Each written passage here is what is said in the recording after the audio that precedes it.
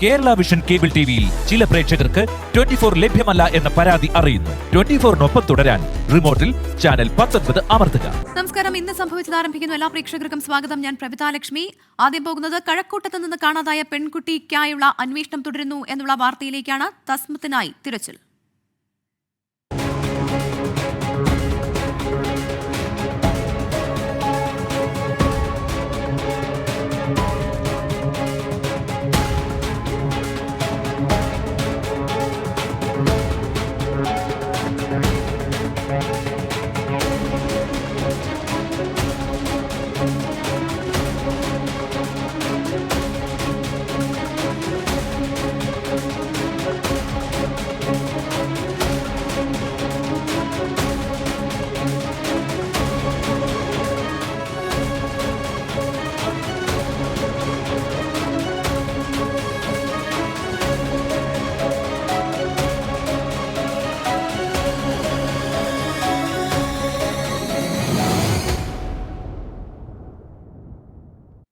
തിരുവനന്തപുരം കഴക്കൂട്ടത്ത് നിന്ന് 13-കാരി തസ്മത്ത് തംസിനെ കാണാതായി 31 മണിക്കൂർ പിന്നിടുമ്പോൾ പോലീസിന് നിർണായക വിവരങ്ങൾ. നാഗർകോവിൽ, കന്യാകുമാരി റെയിൽവേ സ്റ്റേഷനുകളിലെ പ്ലാറ്റ്ഫോമുകളിൽ പെൺകുട്ടി ഇറങ്ങുന്നതും തിരികെ ട്രെയിനിൽ കയറുന്നതുമായ CCTV ദൃശ്യങ്ങൾ പോലീസിന് ലഭിച്ചു.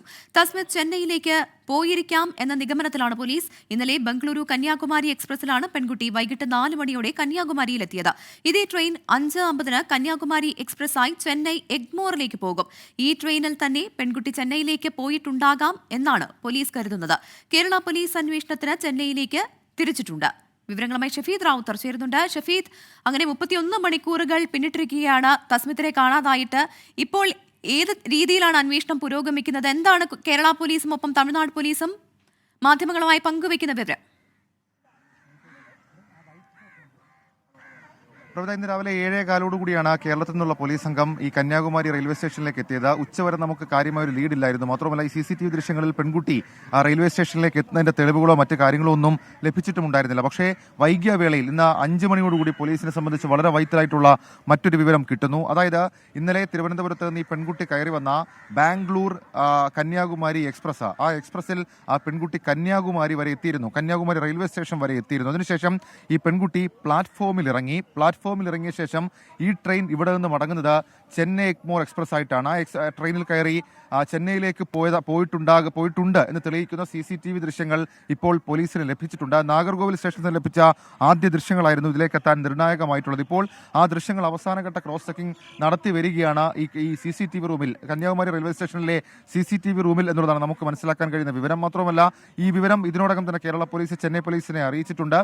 അവിടെ ഈ ചെന്നൈ പോലീസും RPFും ചേർന്നുകൊണ്ട് അവിടുത്തെ CCTV ദൃശ്യങ്ങൾ, ഈ ചെന്നൈ ഒരു വലിയ റെയിൽവേ സ്റ്റേഷനാണ്, അപ്പോൾ അവിടുത്തെ CCTV ദൃശ്യങ്ങൾ പരിശോധിക്കുക അത് വലിയ സമയമെടുക്കുന്ന ഒരു പ്രോസസ്സാണ്. അപ്പോൾ ആ രീതി ഇതിനോടകം തന്നെ തുടർന്നിട്ടുണ്ട്. കേരളത്തിൽ നിന്നൊരു സംഘം അവർ ഇതിനോടകം തന്നെ തമിഴ്നാട്ടിലേക്ക് അല്ലെങ്കിൽ ചെന്നൈയിലേക്ക് പുറപ്പെട്ടിട്ടുണ്ട് എന്നുള്ള വിവരം കൂടി ഈ ഘട്ടത്തിൽ നമുക്ക് ലഭിക്കുന്നുണ്ട്. ഏതായാലും ഈ പെൺകുട്ടി കന്യാകുമാരിയിൽ എത്തിയെന്നും പ്ലാറ്റ്ഫോമിൽ ഇറങ്ങിയ ശേഷം അതേ ട്രെയിനിൽ, അതായത് ഈ ട്രെയിൻ ഒരു സ്റ്റോപ്പിൽ നിർത്തി അടുത്ത സർവീസ് തുടങ്ങാൻ ആരംഭിക്കും മുൻപ് അവിടെ ഈ ശുചീകരണ തൊഴിലാളികൾ, ട്രെയിനിലെ ശുചീകരണ തൊഴിലാളികൾ ശുചീകരണ പ്രവർത്തികൾ നടത്തും. ഈ പെൺകുട്ടി ആദ്യം വന്ന് വെള്ളം കുടിക്കാനോ മറ്റോ ഇവിടേക്ക് ഇറങ്ങി ശുചീകരണ തൊഴിലാളികളുടെ ശ്രദ്ധയിൽപ്പെട്ടതോടെ ഈ പെൺകുട്ടി വീണ്ടും നിർത്തിയിട്ടിരുന്ന ട്രെയിനിലേക്ക് കയറുന്നു, വീണ്ടും ഇറങ്ങുന്നു. വീണ്ടും ഈ ട്രെയിൻ തിരികെ ഇവിടെ നിന്ന് എടുക്കുന്ന ആ സമയം, അതായത് 3:30 ഇവിടേക്ക് എത്തുന്ന ട്രെയിൻ പിന്നീട് ഇവിടെ നിന്ന് സർവീസ് ആരംഭിക്കുന്നത് 5:45 കൂടിയാണ്. അതായത് 5:45 സമയത്ത് ഈ പെൺകുട്ടി ആ ട്രെയിനിൽ കയറി അങ്ങോട്ടേക്ക് മടങ്ങി ഈ ചെന്നൈയിലേക്ക് പോയിട്ടുണ്ടാകാം എന്നുള്ളതാണ് ഈ CCTV ദൃശ്യങ്ങളിൽ നിന്ന് പോലീസ് ഇപ്പോൾ അനുമാനിക്കുന്ന കാര്യം. ഏതായാലും അത് വളരെ വൈറ്റലായിട്ടൊരു ഇൻഫർമേഷനാണ്. പോലീസിനെ സംബന്ധിച്ച് ഈ പെൺകുട്ടി എങ്ങോട്ടേക്ക് പോയി, പ്രത്യേകിച്ച് പാറശാലയ്ക്ക് ഇപ്പുറത്തേക്ക് കന്യാകുമാരി വരെയുള്ള ഇരണിയൽ, കുളച്ചിലടക്കമുള്ള സ്ഥലങ്ങൾ, മാത്രമല്ല ഈ നാഗർകോവിൽ റെയിൽവേ സ്റ്റേഷൻ അടക്കമുള്ള സ്ഥലങ്ങളിൽ വലിയ പരിശോധന നടത്താൻ നേരത്തെ തന്നെ പോലീസ് തീരുമാനിച്ചിരുന്നു. ഈ നാഗർകോവിൽ റെയിൽവേ സ്റ്റേഷനിൽ നിന്ന് പോലീസിന് ലഭിച്ച ഒരു വിവരമുണ്ട്, ഒരു CCTV ദൃശ്യമുണ്ട്. ആ CCTV ദൃശ്യം ഈ പെൺകുട്ടി അവിടെ വെള്ളമെടുക്കാൻ വേണ്ടി ഇറങ്ങുന്നതാണ്. ആ CCTV ദൃശ്യവും ഈ അന്വേഷണത്തിൽ നിർണായകമായി എന്നുള്ളതാണ് ഏറ്റവും സുപ്രധാനമായിട്ടുള്ള കാര്യം. ഇനി നമ്മളെ സംബന്ധിച്ച 2 പ്രധാനപ്പെട്ട കാര്യങ്ങൾ ചെയ്തു തീർക്കാനുണ്ട്. അതിലൊന്ന്, ചെന്നൈ പോലീസിന് ഇപ്പോൾ നൽകിയിരിക്കുന്ന വിവരം അനുസരിച്ച് ഈ പെൺകുട്ടി ചെന്നൈയിൽ എത്തിയിട്ടുണ്ടോ എന്നുള്ള കാര്യം സ്ഥിരീകരിക്കുക. രണ്ടാമത്തെ കാര്യം, ചെന്നൈയിൽ നിന്ന് ഇത്ര സമയമായി, ഇന്നലെ 5:45 എടുത്ത ട്രെയിൻ ആണെങ്കിലും ട്രെയിനിന്റെ റണ്ണിംഗ് ടൈം 12 മണിക്കൂറിൽ താഴെയാണെന്നാണ് നമ്മൾ മനസ്സിലാക്കുന്നത്. ഈ 12 മണിക്കൂറിന് ശേഷം ഈ 12 മണിക്കൂർ കഴിഞ്ഞിട്ടുണ്ട്, സ്വാഭാവികമായും അത് കഴിഞ്ഞിട്ടുണ്ട്. അപ്പോൾ ചെന്നൈയിൽ ഈ പെൺകുട്ടി എത്തി. ഇനി അവശേഷിച്ച മണിക്കൂറിൽ പെൺകുട്ടി മറ്റെവിടേക്കെങ്കിലും പോയിട്ടുണ്ടോ? ചെന്നൈ ഒരു വലിയ പട്ടണമാണ്, തൊട്ടടുത്ത് തന്നെ ബസ് സ്റ്റാൻഡ് അടക്കമുള്ള കാര്യങ്ങളുണ്ട്. അപ്പോൾ അവിടെ നിന്ന് മറ്റെങ്ങോട്ടേക്കെങ്കിലും പോയിട്ടുണ്ടോ? ചെന്നൈയിൽ നിന്ന് നിരവധി ട്രെയിനുകളുണ്ട്. അത് നോർത്തിലേക്കടക്കം ഡെയിലി സർവീസ് അല്ലെങ്കിൽ ഈ പറയുന്ന ഈ 2-3 ദിവസത്തേക്ക് സർവീസ് നടത്തുന്ന ട്രെയിനുകളുണ്ട്. അതിലേതെങ്കിലും ട്രെയിനിൽ കുട്ടി കയറിയിട്ടുണ്ടോ എന്നടക്കമുള്ള കാര്യങ്ങളും വലിയ നിർണായകമായ ഒരു കാര്യമായി മാറും. ഏതായാലും പോലീസിനെ സംബന്ധിച്ച് പോലീസിന് വൈറ്റൽ ക്ലൂ ഈ സമയത്ത് കിട്ടിയിരിക്കുന്നു, അവസാന നിമിഷം കിട്ടിയിരിക്കുന്നു. അത് ഈ മണിക്കൂറുകളെടുത്ത് ഇന്ന് രാവിലെ ഏതാണ്ട് 8:50 തൊട്ടാണ് CCTV പരിശോധന അത് കേരള പോലീസ് ആരംഭിക്കുന്നത്.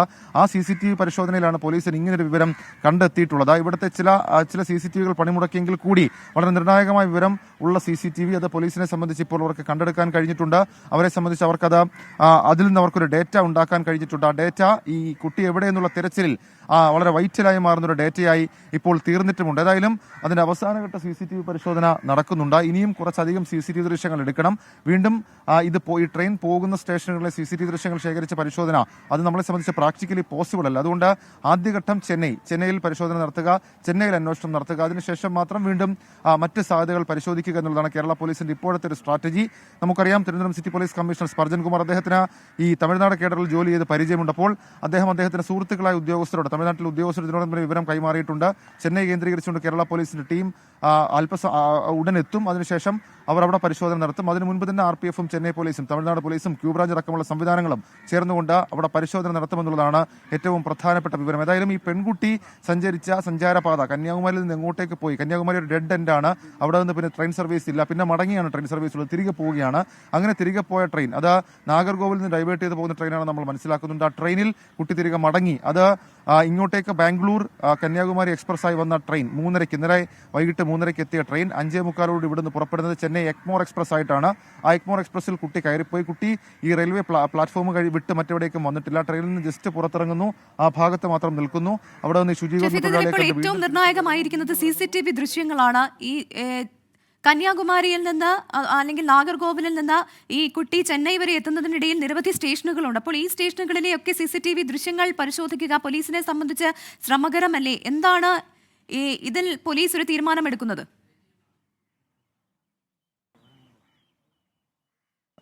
സൂചിപ്പിച്ചത് വളരെ പ്രധാനപ്പെട്ട ഒരു കാര്യം തന്നെയാണ്. കാരണം നമുക്കറിയാം ഈ വഴിമധ്യേയുള്ള യാത്രാമധ്യേയുള്ള നിരവധി സ്റ്റേഷനുകളുണ്ട്. ഏതാണ്ട് 12 മണിക്കൂറിൽ താഴെയാണ് ട്രെയിനിന്റെ റണ്ണിംഗ് ടൈം. അപ്പോൾ നിരവധി സ്റ്റേഷനുകൾ ചെന്നൈ വരെ എത്തുന്നതിനിടയിലുണ്ട്.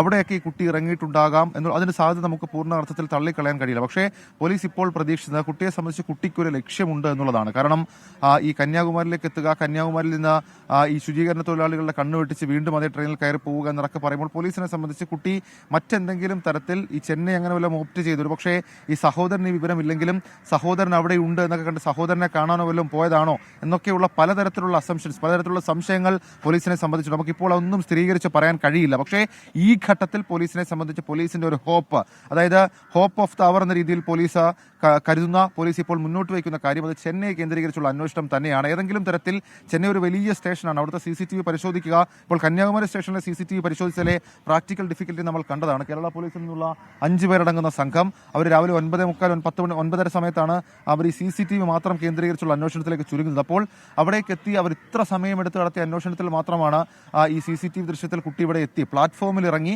അവിടെ നിന്ന് അതേ ട്രെയിനിൽ തന്നെ തിരികെ കയറി മടങ്ങി എന്നുള്ള വിവരം കിട്ടുന്നത്. ഏതായാലും അത് നിർണായകമാണ് പോലീസിനെ സംബന്ധിച്ചിട്ട്. കാരണം ഈ CCTV പരിശോധിക്കുക എന്നുള്ളത് സമയമെടുക്കുമെങ്കിലും പോലീസിനെ സംബന്ധിച്ച് എന്തെങ്കിലും ഒരു ഹോപ്പ് അത് ഈ ചെന്നൈ കേന്ദ്രീകരിച്ചുള്ള അന്വേഷണം തന്നെയാണ്. അപ്പോൾ ചെന്നൈയിൽ RPF ഉദ്യോഗസ്ഥരുടെ അടക്കം സഹായത്തോടു കൂടി ഇതിനോടകം തന്നെ ഒരു അന്വേഷണം, ഒരു ആദ്യഘട്ട അന്വേഷണം ആരംഭിച്ചു എന്നുള്ള വിവരം നമുക്ക് ലഭിക്കുന്നുണ്ട്. നമുക്ക് സ്ഥിരീകരിക്കാൻ കഴിയുന്നില്ല. ഒരുപക്ഷെ ഡേറ്റാബേസ് റെയിൽവേ സൗത്ത് റെയിൽവേയുടെ ഡേറ്റാബേസ് ഉൾപ്പെടെയുള്ള കാര്യങ്ങൾ അത് ശേഖരിച്ചുകൊണ്ടുള്ള അന്വേഷണവും പരിശോധനയുമായിരിക്കും ഉണ്ടാവുക എന്ന് നമ്മൾ മനസ്സിലാക്കുന്നു. എന്തായാലും ഇത് അതിപ്പോൾ നമ്മൾ കേരള പോലീസ് സംഘത്തിലുണ്ടായിരുന്ന വനിതാ പോലീസ് ഉദ്യോഗസ്ഥയാണത്. അവരടക്കം ഈ CCTV റൂമിൽ ഉണ്ടായിരുന്നു. അവരടക്കം ഈ വിവരങ്ങൾ ഇക്കഴിഞ്ഞ മണിക്കൂറുകളിലാകെ അവർ പരതുകയായിരുന്നു. അവിടെ നിന്നാണ് വളരെ വൈറ്റൽ ആയിട്ടുള്ള ഒരു ക്ലൂ പോലീസിനെ സംബന്ധിച്ച് ലഭിക്കുന്നത്. പ്രവിധ സൂചിപ്പിച്ചതുപോലെ തന്നെ മറ്റ് സ്റ്റേഷനിലേക്കൊക്കെ ഇറങ്ങാനുള്ള സാധ്യതയുണ്ട്. പക്ഷേ ഹോപ്പ് ഓഫ് ദ അവർ എന്ന രീതിയിൽ പോലീസ് ഇപ്പോൾ മുന്നോട്ട് വയ്ക്കുന്ന ഒരേ ഒരു കാര്യം ചെന്നൈയിലേക്ക് അന്വേഷണം നടത്തുക, ചെന്നൈയിലേക്ക് അന്വേഷണം വ്യാപിപ്പിക്കുക എന്നുള്ളതാണ്. പോലീസിനെ സംബന്ധിച്ച് ഏറെ വെല്ലുവിളി നിറഞ്ഞ അന്വേഷണമാണിത്. ചെന്നൈ പോലെ ഒരു വലിയ റെയിൽവേ സ്റ്റേഷനിലേക്കാണ് കുട്ടി എത്തിയിരിക്കുന്നത്. പോയിരിക്കുന്നതെങ്കിൽ എങ്ങോട്ട് പോയിരിക്കാം എന്നുള്ളത് കണ്ടെത്താൻ ഒരുപാട് സമയമെടുക്കും. കാരണം ചെന്നൈ ഒരു വലിയ നഗരമാണ്. അതല്ല മറ്റേതെങ്കിലും റെയിൽവേ സ്റ്റേഷനിൽ ഈ കുട്ടി ഇതിനോടകം ഇറങ്ങിയിട്ടുണ്ടെങ്കിൽ എങ്ങോട്ട് പോയിട്ടുണ്ടാകും എന്നുള്ളതും കണ്ടെത്തണം. അതിനൊക്കെ ഏറ്റവും പ്രധാനപ്പെട്ടത് CCTV ദൃശ്യങ്ങൾ ശേഖരിക്കുക എന്നുള്ളതാണ്. ഇപ്പോൾ CCTV ദൃശ്യങ്ങൾ ശേഖരിക്കുന്ന തിരക്കിലാണ് പോലീസ്. എന്തായാലും അന്വേഷണം ഇപ്പോൾ കേരള തമിഴ്നാട് പോലീസ് സംയുക്തമായിട്ടാണ് നടത്തുന്നത്. ഷഫീദ് റാവുത്തറാണ് വിശദാംശങ്ങൾ നൽകിയത്. കന്യാകുമാരിയിലും സമീപ സ്ഥലങ്ങളിലും രാവിലെ മുതൽ തിരച്ചിൽ നടത്തിയിട്ടും തസ്മിത്ത് എന്ന 13-കാരിയെ കണ്ടെത്താൻ കഴിഞ്ഞിട്ടില്ല. അസമിൽ നിന്ന് കേരളത്തിലേക്ക് ട്രെയിനിൽ സഞ്ചരിച്ചതാണ് പെൺകുട്ടിക്ക് ആകെയുള്ള യാത്രാപരിചയം. അങ്ങനെയുള്ള പെൺകുട്ടി എങ്ങോട്ടാകും തനിച്ച് ട്രെയിനിൽ യാത്ര ചെയ്തിട്ടുണ്ടാവുക? പെൺകുട്ടിയെ കാണാതായത് മുതൽ ഇപ്പോൾ വരെ എന്തൊക്കെയാണ് സംഭവിച്ചത് എന്ന് പരിശോധിക്കാം. കന്യാകുമാരിയിലും സമീപസ്ഥലങ്ങളിലും രാവിലെ മുതൽ തെരച്ചിൽ. കഴക്കൂട്ടത്തെ വീട്ടിൽ ഇന്നലെ രാവിലെ സഹോദരിയുമായി തസ്മിത്ത് വഴക്കിട്ടിരുന്നു. ഇരുവരെയും വഴക്കു പറഞ്ഞെന്നും സഹോദരിയെയും കൂട്ടി ജോലിക്ക് പോയെന്നും മാതാവ് ഫർവിൻ പറയുന്നുണ്ട്.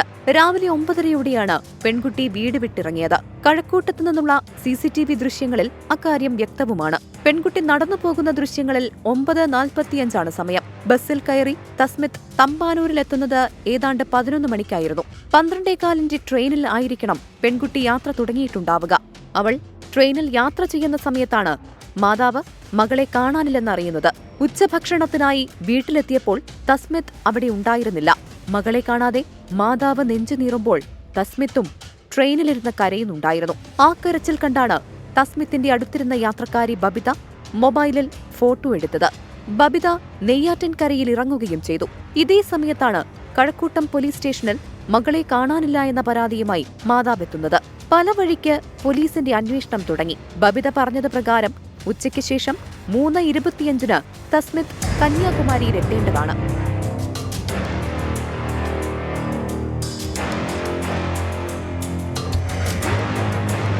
അപ്പോഴേക്കും മാധ്യമങ്ങളിൽ തസ്മിത്തിനെക്കുറിച്ചുള്ള വാർത്തകൾ നിറഞ്ഞു. പുലർച്ചെ 4 മണിക്ക് 24 വാർത്ത കണ്ടാണ് ബബിത താനെടുത്ത ഫോട്ടോ പോലീസിന് കൈമാറിയത്. അന്വേഷണത്തിലെ നിർണായക ഘട്ടം. ആ ഫോട്ടോ കുട്ടിയുടെ പിതാവ് തിരിച്ചറിഞ്ഞു. വിവരം കന്യാകുമാരി പോലീസിനും കൈമാറി. പിന്നാലെ കേരള പോലീസ് കന്യാകുമാരിയിലേക്ക്. 24 വാർത്താ സംഘവും ഒപ്പം. രാവിലെ 7 മണിയോടെ അന്വേഷണ സംഘം കന്യാകുമാരിയിൽ. പെൺകുട്ടിയെ രാവിലെ 5:30 കന്യാകുമാരി റെയിൽവേ സ്റ്റേഷനിൽ കണ്ടെന്ന് ഓട്ടോ ഡ്രൈവറും പോലീസിനോട് പറഞ്ഞു. കന്യാകുമാരിയിൽ കേരള തമിഴ്നാട് പോലീസ് സംയുക്തമായി തിരച്ചിൽ നടത്തിയെങ്കിലും നിരാശയായിരുന്നു ഫലം. കന്യാകുമാരിയിലെ തിരച്ചിൽ അവസാനിപ്പിച്ച് നാഗർകോവിൽ ഉൾപ്പെടെയുള്ള സ്ഥലങ്ങളിലേക്ക് പോലീസ് എത്തി. തിരച്ചിൽ പ്രതിസന്ധിയിലായ ഘട്ടത്തിലാണ് വിവിധ ഭാഷകളിൽ പെൺകുട്ടിയെ കാണാനില്ലെന്ന നോട്ടീസ് പോലീസ് പുറത്തിറക്കിയത്. 4 മണിയോടെ നാഗർകോവിൽ സ്റ്റേഷനിൽ നിന്ന് നിർണായക CCTV ദൃശ്യങ്ങൾ ലഭിച്ചതോടെ പോലീസ് വീണ്ടും കന്യാകുമാരിയിലേക്ക്. News desk 24. കഴക്കൂട്ടത്തെ വാടക വീട്ടിലേക്ക് തസ്മിത്ത് തംസ് തിരികെ എത്തുന്നതും കാത്തിരിക്കുകയാണ് അസം സ്വദേശികളായ അമ്മ ഫർവിൻ ബീഗവും അച്ഛൻ അൻവർ ഹുസൈനും കുഞ്ഞനുജത്തിമാരും. ഓരോ CCTV ദൃശ്യങ്ങൾ ലഭിക്കുമ്പോഴും അവർക്ക് വലിയ പ്രതീക്ഷയാണ്. പോലീസിൽ വിശ്വാസമുണ്ടെന്നും കുട്ടിയെ തിരികെ കിട്ടുമെന്നാണ് പ്രതീക്ഷയെന്നും മാതാപിതാക്കൾ പറയുന്നു. കുട്ടിയെ കണ്ടെത്താനുള്ള എല്ലാ ശ്രമങ്ങളും സർക്കാർ നടത്തുന്നുണ്ടെന്ന് മന്ത്രി വി ശിവൻകുട്ടി വ്യക്തമാക്കി.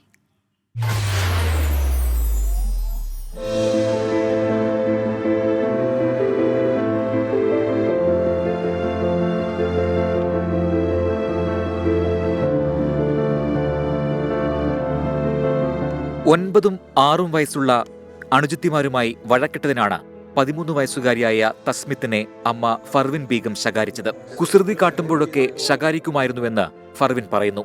പക്ഷേ ഇന്നലെ 6 വയസ്സുകാരിയുമായി ജോലിക്ക് പോയി വന്ന ഫർവിനും അൻവറും തസ്മിത്തിനെ വീട്ടിൽ കണ്ടില്ല.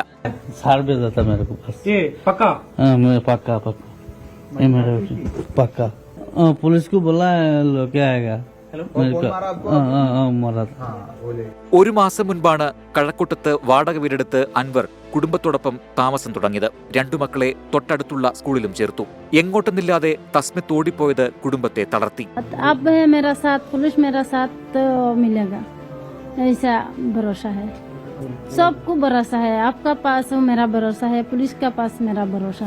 സർക്കാരിൽ നിന്ന് എല്ലാ സഹായവും ഉണ്ടാകുമെന്ന് മന്ത്രി വി ശിവൻകുട്ടി കുടുംബത്തിന് ഉറപ്പ് നൽകി. എത്രയും പെട്ടെന്ന് ഇതിനൊരു കണ്ടെത്തുന്നതിന് വേണ്ടിയുള്ള പരിഹാരം കാണുന്നതിന് വേണ്ടിയുള്ള പരിശ്രമം നടത്തിക്കൊണ്ടിരിക്കുക. ഗവൺമെന്റ് കാര്യത്തിൽ വളരെ ഗൗരവത്തോടെ ഇടപെട്ടിട്ടുണ്ട്. പോലീസിലും മാധ്യമങ്ങളിലും വിശ്വാസമുണ്ടെന്ന് അൻവറും ഫർവിനും പറയുന്നു. മകളെ കണ്ടെത്തി കേരളത്തിൽ നിന്ന് പോയ പോലീസ് സംഘം തിരിച്ചെത്തും എന്ന പ്രതീക്ഷയിലാണ് ഈ കുടുംബം. 24 തിരുവനന്തപുരം.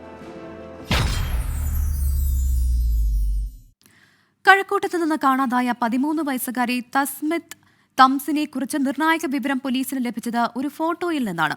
ബംഗളൂരു കന്യാകുമാരി എക്സ്പ്രസിൽ യാത്ര ചെയ്ത നെയ്യാറ്റിൻകര സ്വദേശിയായ ബബിതയാണ് പെൺകുട്ടിയുടെ ട്രെയിനിൽ നിന്നുള്ള ചിത്രം പകർത്തിയത്. 24 വാർത്തയിലൂടെ പെൺകുട്ടിയെ കാണാതായ വാർത്ത അറിഞ്ഞതോടെ തന്റെ കയ്യിലുള്ള ഫോട്ടോ ബബിത പോലീസിന് കൈമാറുകയായിരുന്നു. 13 വയസ്സുകാരിയുടെ തിരോധാനത്തിൽ പോലീസ് അന്വേഷണത്തിൽ വഴിത്തിരിവായത് പെൺകുട്ടി ട്രെയിനിൽ യാത്ര ചെയ്യുന്ന ഈ ചിത്രം. ഉച്ചയ്ക്ക് 1 മണിയോടെ ബാംഗ്ലൂർ കന്യാകുമാരി എക്സ്പ്രസിൽ നിന്ന് യാത്ര ചെയ്യവെയാണ് നെയ്യാറ്റിൻകര സ്വദേശിനി ബബിത ചിത്രം പകർത്തിയത്. എതിർവശത്തുള്ള സീറ്റിൽ ഇരിക്കുകയായിരുന്ന പെൺകുട്ടി കരയുന്നത് കണ്ട് സംശയം തോന്നിയാണ് ബബിത ചിത്രം തന്റെ മൊബൈൽ ഫോണിൽ പകർത്തിയത്. പിന്നാലെ 24-ൽ വാർത്ത കണ്ടപ്പോഴാണ് താൻ മൊബൈൽ പകർത്തിയ കുട്ടിയാണിതെന്ന് ബബിത തിരിച്ചറിഞ്ഞത്. പെൺകുട്ടി ഏറെ നേരം കരഞ്ഞെന്നും 40 രൂപ മാത്രമാണ് കയ്യിൽ കണ്ടതെന്നും ബബിത പറയുന്നു. ചെറിയപ്പോ ഒരു കുട്ടി നോർമലായിട്ട് ഇങ്ങനെ കരയുന്നുണ്ടായിരുന്നു. പിന്നെ എന്താണ് കാണുമ്പോ തന്നെ നമ്മുടെ മലയാളി ആണെന്ന് തോന്നിയില്ല. പിന്നെ എന്താണ് കയ്യിൽ ബാഗ് ഉണ്ട്, കയ്യിലൊരു 40 രൂപയാണെന്ന് തോന്നുന്നു. ഞാൻ കണ്ട 40 രൂപയാണ്. ഒരു ടിക്കറ്റ് കൂടെ ഉണ്ടായിരുന്നു, ബസ്സിന്റെ ടിക്കറ്റും. പിന്നെ വീട്ടിൽ നിൽക്കുന്ന ഒരു വസ്ത്രധാരണമായിരുന്നു. രാവിലെ 24 ന്യൂസിന്റെ തന്നെയാണ് ഞാൻ ലൈവ് കണ്ടുകൊണ്ടിരുന്നത് യൂട്യൂബില്. മഴയായോണ്ട് അപ്പൊ അതിൽ വിളിച്ചപ്പോഴാണ് പിന്നെ പോലീസ് തിരിച്ച് വിളിച്ചെന്നെ അറിയിച്ചത്. ബബിത പോലീസിന് കൈമാറിയ ചിത്രം മകളുടേതാണെന്ന് പെൺകുട്ടിയുടെ കുടുംബവും സ്ഥിരീകരിച്ചു. ഫാദർക്ക് ഫോട്ടോ അയച്ചിട്ട് കൺഫേം ചെയ്തു, അതേ പെൺകുട്ടിയാണോ കൺഫേം ചെയ്തു. ഫാദർ കൺഫേം ചെയ്തിട്ടുണ്ട്, അതേ പെൺകുട്ടിയാണ്. ബബിത നെയ്യാറ്റിൻകരയിൽ ഇറങ്ങിയെങ്കിലും ഇവരുടെ സുഹൃത്ത് പാറശാല വരെ യാത്ര ചെയ്തിരുന്നു. അപ്പോഴും പെൺകുട്ടി ട്രെയിനിലുണ്ടായിരുന്നു. ഹരികൃഷ്ണൻ, 24, തിരുവനന്തപുരം. ഹേമ കമ്മിറ്റി റിപ്പോർട്ടിന്റെ അടിസ്ഥാനത്തിൽ നവംബർ അവസാന വാരം സിനിമാ കോൺക്ലേവ് നടത്താൻ സർക്കാരിന്റെ ആലോചന. കോൺക്ലേവിന് മുൻപ് കരട് സിനിമാ നയം രൂപീകരിക്കാൻ സംസ്ഥാന ചലച്ചിത്ര വികസന കോർപ്പറേഷനെ സർക്കാർ ചുമതലപ്പെടുത്തി. ഹേമ കമ്മിറ്റി റിപ്പോർട്ടിൽ സർക്കാർ നടപടി എന്തെന്ന ചോദ്യം ഉയർന്നതിനിടയിലാണ് നവംബർ അവസാന വാരം സിനിമാ കോൺക്ലേവ് നടത്താൻ സർക്കാർ ആലോചിക്കുന്നത്. മുഖ്യമന്ത്രിയും ഭരണപ്രതിപക്ഷാംഗങ്ങളും പങ്കെടുക്കുന്ന കോൺക്ലേവിൽ മുഴുവൻ സിനിമാ സംഘടനകളുടെയും പ്രാതിനിധ്യം ഉറപ്പാക്കും. കരട് സിനിമാ നയം രൂപീകരിക്കാൻ സംസ്ഥാന ചലച്ചിത്ര വികസന കോർപ്പറേഷനെ ചുമതലപ്പെടുത്തിയ ഉത്തരവിന്റെ പകർപ്പ് 24-ന് ലഭിച്ചു. സിനിമാ നയം രൂപീകരിക്കാൻ KSFDC ചെയർമാൻ ഷാജിയൻ കരുൺ കൺവീനറായ കമ്മിറ്റി രൂപീകരിച്ചിരുന്നു. 1 മാസത്തിനകം കരട് നയം സർക്കാരിന് സമർപ്പിക്കാനാണ് നീക്കം. അതേസമയം ഹേമ കമ്മിറ്റി റിപ്പോർട്ടിനെതിരെ രൂക്ഷ വിമർശനവുമായി film chamber general secretary Saji Nandyat രംഗത്തെത്തി. സിനിമയിൽ സജീവമല്ലാത്ത ചിലരെ പ്ലാൻ ചെയ്ത് വിട്ട് ഇത് പറയിച്ചതാണ്. കാരണം ഹേമ കമ്മിറ്റി റിപ്പോർട്ട് ട്രിവാൻഡ്രത്ത് കുറച്ചുപേരെ എടുപ്പിക്കുകയും ഇവിടെ എറണാകുളത്ത് സ്റ്റഡി ചെയ്ത് ഇവരെ വിടുകയാണ്. ഒരു സ്റ്റഡി റൂമിൽ നിന്നും ഹോം ട്യൂഷൻ കൊടുത്ത് വിട്ടിരിക്കുകയാണ്. ഇന്ന തന്നെ ആക്ഷേപങ്ങൾ പറയണം. WCCയുടെ ഭാഗത്തുനിന്നും പ്രധാനപ്പെട്ട ആൾക്കാർ ആരും തന്നെ മോശപ്പെട്ട ഒരു അഭിപ്രായം പറഞ്ഞിട്ടില്ല. പ്രശ്നപരിഹാരത്തിന് സിനിമാ സംഘടനകളും നിർമ്മാതാക്കളും സർക്കാരും ഒരുമിച്ച് ശ്രമിക്കണമെന്ന് സംവിധായകനും തിരക്കഥാകൃത്തുമായ ജിയോ ബേബി 24-നോട് പറഞ്ഞു. ഇങ്ങനെയുള്ള പ്രശ്നങ്ങൾ ഉണ്ടാവാതിരിക്കാൻ എപ്പോഴും ശ്രദ്ധിക്കുന്ന ആൾക്കാരാണ്. പ്രശ്നങ്ങൾ ഉണ്ടാകുമ്പോഴാണ് നമ്മൾ അതിനെക്കുറിച്ച് കൂടുതൽ വിജിലൻ്റ് ആവേണ്ടതും പ്രശ്നങ്ങൾ ആവർത്തിക്കാതിരിക്കാൻ ശ്രമിക്കേണ്ടതും ചെയ്യുന്നത്. അത് കൂട്ടായി ഒരു എഫേർട്ട് ഉണ്ടാവണം. സിനിമാ സംഘടനകളും നിർമ്മാതാക്കളും ഗവൺമെന്റും ഒക്കെ ചേർന്ന്. MLA-യും നടനുമായ M. മുകേഷ്, നടിമാരായ പത്മപ്രിയ, നിഖില വിമൽ, സംവിധായകൻ B. ഉണ്ണികൃഷ്ണൻ, നിർമ്മാതാവ് സന്തോഷ് കുരുവിള, ചലച്ചിത്ര അക്കാദമി സെക്രട്ടറി C. അജോയ് എന്നിവരാണ് സംസ്ഥാന ചലച്ചിത്ര വികസന കോർപ്പറേഷന്റെ നിലവിലെ അംഗങ്ങൾ. കോൺക്ലേവിന് ശേഷം ഉടൻ അന്തിമ സിനിമാ നയം രൂപീകരിക്കും. 24, തിരുവനന്തപുരം. സിനിമ തന്റെ പാഷനാണെന്നും സിനിമയില്ലാതെ തനിക്ക് പറ്റില്ലെന്നും കേന്ദ്രമന്ത്രി സുരേഷ് ഗോപി പറഞ്ഞു. മന്ത്രിസ്ഥാനത്തെ ബാധിക്കാത്ത രീതിയിൽ ഷൂട്ടിംഗ് സെറ്റിൽ അതിനുള്ള സൗകര്യം ഉണ്ടാകണം. ഒറ്റക്കൊമ്പന്റെ ഷൂട്ടിംഗ് അടുത്ത മാസം തുടങ്ങും. അനുവാദം ചോദിച്ചെങ്കിലും കിട്ടിയില്ല. ഇനി അതിന്റെ പേരിൽ മന്ത്രിസ്ഥാനത്ത് നിന്ന് മാറ്റി നിർത്തിയാൽ രക്ഷപ്പെട്ടുവെന്നും സുരേഷ് ഗോപി പറഞ്ഞു. സിനിമ ഞാൻ ചെയ്യും. അനുവാദം ചോദിച്ചിട്ടുണ്ട്, അനുവാദം കിട്ടിയിട്ടില്ല. പക്ഷേ സെപ്റ്റംബർ 6-ാം തീയതി ഞാൻ ഒറ്റക്കൊമ്പൻ തുടങ്ങുക. ഇനി എത്ര പണം ചെയ്യാനുണ്ടെന്ന് ചോദിച്ചപ്പോൾ ഒരു 22 എണ്ണമെങ്കിലും ചെയ്യേണ്ടി വരുമെന്ന് പറഞ്ഞപ്പോൾ അമിത്ഷാ പേപ്പർ കേട്ട് അങ്ങനെ എടുത്തൊരു സൈഡിലോട്ട് അങ്ങ് എറിഞ്ഞു. പക്ഷെ അനുവദിക്കാമെന്ന് പറഞ്ഞിട്ടുണ്ട്. അപ്പൊ ഇതൊക്കെ ചെയ്യണമെന്ന് ഞാൻ ആഗ്രഹിക്കുന്നു. ഇനി അതിന്റെ പേരിൽ അവർ പറഞ്ഞയക്കുമെങ്കിൽ ഞാൻ രക്ഷപ്പെട്ടു. പുതിയ ചീഫ് സെക്രട്ടറിയായി ശാരദാ മുരളീധരനെ നിയമിക്കാൻ മന്ത്രിസഭായോഗം തീരുമാനിച്ചു. നിലവിലെ chief secretary doctor V Venu August 31-ന് വിരമിക്കുന്ന ഒഴിവിലാണ് നിയമനം. കേരളത്തിന്റെ ചരിത്രത്തിൽ തന്നെ അപൂർവ നിമിഷമാണ് ഒരുങ്ങുന്നത്. ഭർത്താവ് ചീഫ് സെക്രട്ടറി സ്ഥാനത്ത് നിന്ന് വിരമിക്കുമ്പോൾ ഭാര്യ ചീഫ് സെക്രട്ടറി സ്ഥാനത്തേക്ക് പിൻഗാമിയായി എത്തുന്നു. നിലവിലുള്ള ചീഫ് സെക്രട്ടറി ഡോക്ടർ വി വേണുവിൻ്റെ കാലാവധി ഓഗസ്റ്റ് 31-ന് അവസാനിക്കും. പുതിയ ചീഫ് സെക്രട്ടറിയായി അദ്ദേഹത്തിൻ്റെ ഭാര്യയും അഡീഷണൽ ചീഫ് സെക്രട്ടറിയുമായ ശാരദാ മുരളീധരനെ നിയമിക്കാൻ മന്ത്രിസഭായോഗം തീരുമാനിച്ചു. സെപ്റ്റംബർ 1-ന് ശാരദാ മുരളീധരൻ ചുമതലയേൽക്കും. നിലവിൽ പ്ലാനിംഗ് വിഭാഗം അഡീഷണൽ ചീഫ് സെക്രട്ടറിയാണ് ശാരദാ മുരളീധരൻ. 1990 batch IAS ഉദ്യോഗസ്ഥയാണ്. തദ്ദേശ ഭരണം ഉൾപ്പെടെ നിരവധി സുപ്രധാന വകുപ്പുകളുടെ ചുമതല ശാരദാ മുരളീധരനായിരുന്നു. സംസ്ഥാനത്തെ 50ാമത് ചീഫ് സെക്രട്ടറിയാണ് ശാരദാ മുരളീധരൻ. ഈ സ്ഥാനത്തെത്തുന്ന 5ാമത്തെ വനിതയാണ്. 2025 ഏപ്രിൽ മാസം വരെ കാലാവധിയുണ്ട്. V Ramachandran, Padma Ramachandran, Babu Jacob, Lissy Jacob എന്നിവരെല്ലാം ചീഫ് സെക്രട്ടറിമാരായ ദമ്പതിമാരാണ്. എന്നാൽ ഭർത്താവിൻ്റെ പിൻഗാമിയായി ഭാര്യ എത്തുന്നത് ഇതാദ്യം. 24 തിരുവനന്തപുരം.